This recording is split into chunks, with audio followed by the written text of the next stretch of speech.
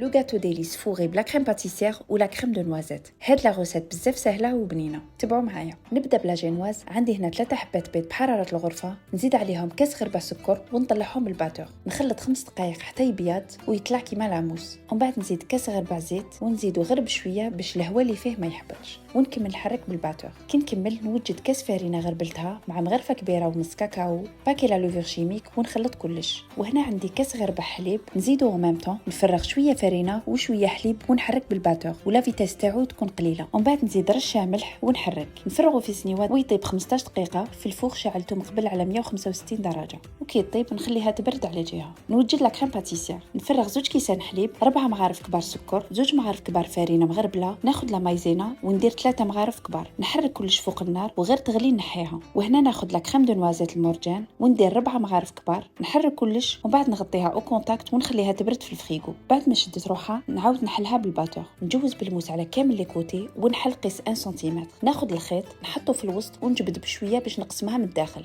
نحط لا كريم باتيسير في الوسط ونحط من الفوق نص لاخر تاع لا جينواز. نغطيها كامل بالبابي فين ونحطها في الفريغو باش تشد روحها. نقسمها بالطول وبالعرض على 2، نزيد نقسم كل نص على 2.